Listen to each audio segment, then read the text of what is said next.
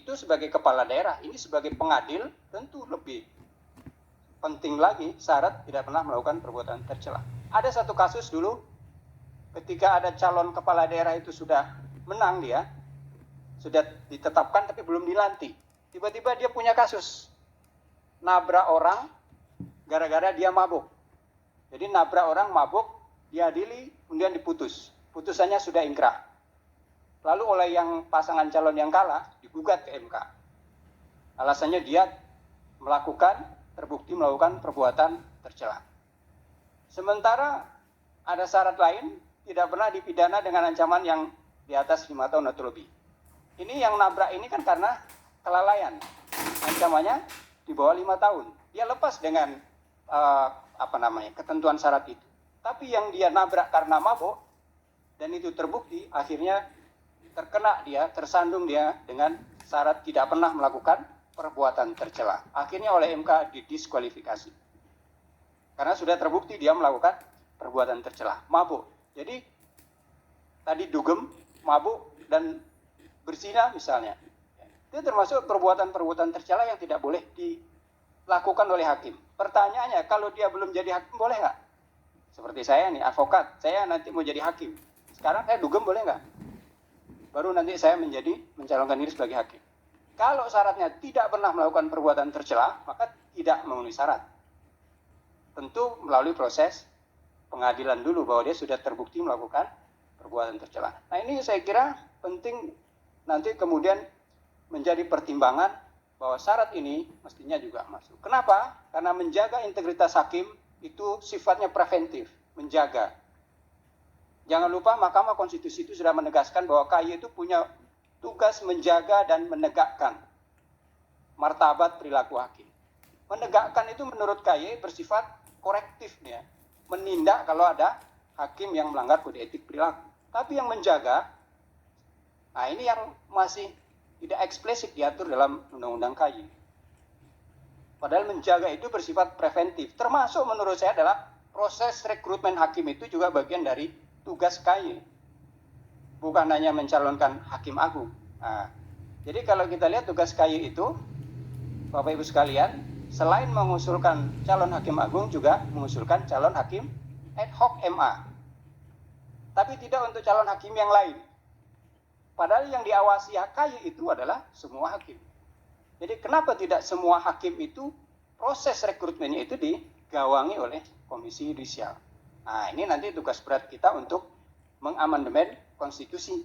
Karena tidak ada kewenangan untuk menyeleksi calon hakim selain hakim agung itu oleh Komisi Yudisial.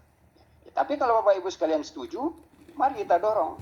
Jadi hakim itu diseleksi siapapun dia, hakim pengadilan negeri, pengadilan semua hakim, termasuk hakim Mahkamah Agung, hakim konstitusi juga itu diseleksi oleh Komisi Yudisial. Nah, kemudian berikutnya, ini supaya tidak panjang, tentang kredibilitas peradilan. Kredibilitas ini maksudnya adalah kemampuan untuk bisa dipercaya. Jadi kalau peradilan itu punya kredibilitas, berarti dia punya kemampuan untuk dipercaya. Nah ini beberapa pengalaman empiris yang kita alami sebagai praktisi ya, di beberapa pengadilan itu memang kita merasakan adanya tingkat kepuasan terhadap pelayanan publik di lembaga pengadilan itu berbeda, Bapak Ibu. Berbeda. Ya, sidang di pengadilan negeri beda dengan di pengadilan agama. Beda lagi di PT UN. Biasanya yang paling lama menunggunya itu di pengadilan negeri. Ya, ada yang datang jam 9, nanti sidangnya baru sore. Tapi berbeda dengan pengadilan yang lain, mungkin pengadilan agama, pengadilan TUN itu sudah sudah terkelola dengan baik proses persidangannya. Nah, saya kira ini satu hal yang perlu menjadi catatan bagaimana nanti semua pengadilan itu memang punya manajemen penanganan perkara yang sama.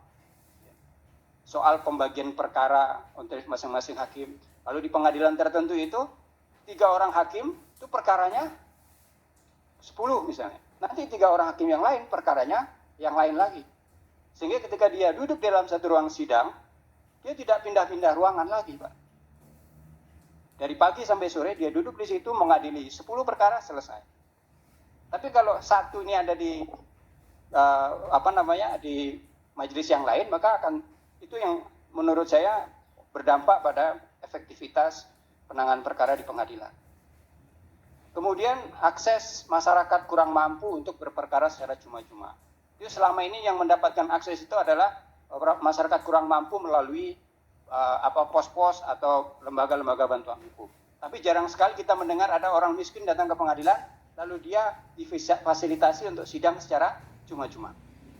Sepanjang yang saya tahu itu baru satu perkara itu yang masyarakatnya itu bersidang secara prodium. Dia tidak bayar, tapi melalui proses di luar pos bakum dan di luar pendampingan dari lembaga bantuan hukum. Dia sendiri maju.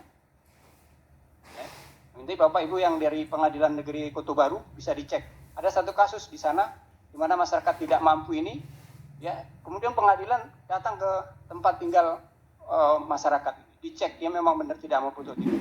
Ternyata setelah diverifikasi, ternyata benar dia tidak mampu. Proses biayanya semuanya digratiskan oleh pengadilan. Ini saya kira perlu didorong untuk lebih terbuka aksesnya. Jadi bukan hanya melalui lembaga-lembaga atau pos-pos bakum yang disediakan, tapi juga yang datang secara mandiri ke pengadilan.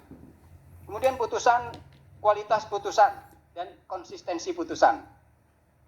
Ini masih sering terjadi. Kasus di Pengadilan Negeri Jakarta Pusat misalnya, yang menunda pemilu, itu menjadi polemik sampai hari ini.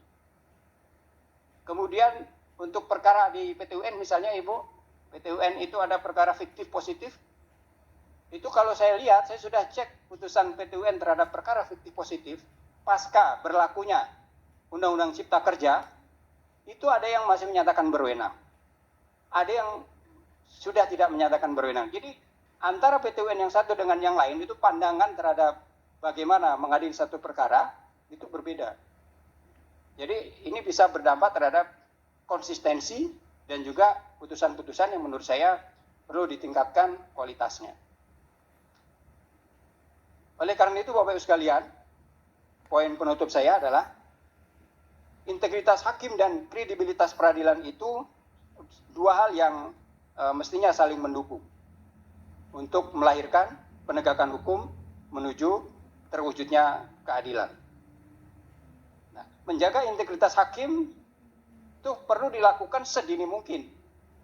Bukan hanya ketika sudah ada hakimnya, hakim ini sudah lulus, ya sebagai hakim agung atau sebagai hakim di pengadilan-pengadilan di bawah Mahkamah Agung. Tapi ketika proses rekrutmen itu sudah menggunakan mekanisme sehingga lahir hakim-hakim yang berintegritas. Jadi bibit unggul yang dicari. Ya. Sehingga ketika dia punya track record buruk, kemudian terekam misalnya di kepolisian, lalu mendaftar sebagai hakim, muncul itu, mestinya dia tidak memenuhi syarat. Jadi harus dilakukan proses menjaga itu sedari dini, mulai dari proses rekrutmen. Kemudian membangun kredibilitas peradilan itu mestinya diproyeksikan pada pengembalian kepercayaan publik. Banyak aspek barangkali di lembaga-lembaga peradilan itu yang harus ditingkatkan. Kalau kita baca sebenarnya di cetak biru perubahan peradilan itu tuh banyak sekali yang harus diperbaiki, termasuk visi misi Mahkamah Agung itu pun disusun ulang lagi ya pada 2010 itu. Itu menandakan bahwa memang peradilan ya sebagai bagian dari legal culture subsistem hukum di Indonesia itu memang masih perlu mendapatkan perhatian yang lebih untuk dilakukan pembaharuan.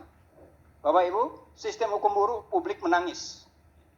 Mari kita carikan jalan keluarnya. Berhubung waktu sudah habis, saya sudahi presentasi saya. Assalamualaikum warahmatullahi wabarakatuh.